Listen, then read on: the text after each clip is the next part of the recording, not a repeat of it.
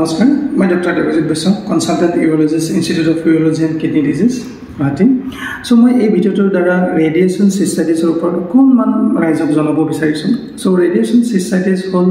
nabi tolot jetia jikono karonote hok jeneke colonor cancer naiba maiki manor uterus or cervical cancer karone jetia radiation loa jay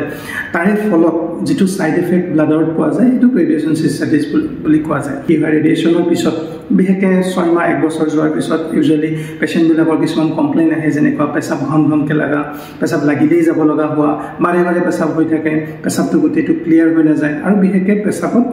ৰক্তক্ষৰণ হয় পেছাবত যেটো তেজ হয় হিমাচুৰিয়া বুলি কয় পেছাবত কিছুমানৰ কম পৰিমাণে নহলে আপোনাৰ বেছি পৰিমাণে পেছাবত তেজ যোৱা সো এনেকুৱা ধৰণৰ যেতিয়া সিম্পটমছ লৈ আহে বিহেকে আফটাৰ ৰেডিয়েশন এটুক আমি ৰেডিয়েশন সিস্টাইটিস বুলি কোৱা যায়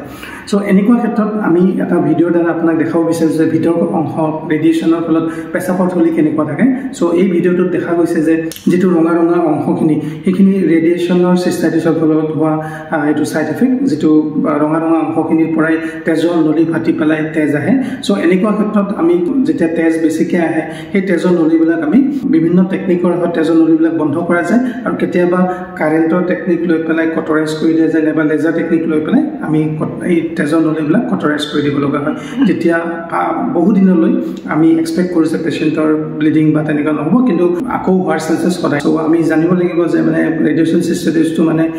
একেবাৰে পাৰ্মানেন্ট কিউৰ হৈ নাযায় কিন্তু পেশেন্টজনক কমফৰ্টেবল কৰি ৰাখিবৰ কাৰণে আমি এনেকুৱা ধৰণৰ কিছুমান মেডিচিনছ নাইবা তেজৰ নলীবিলাক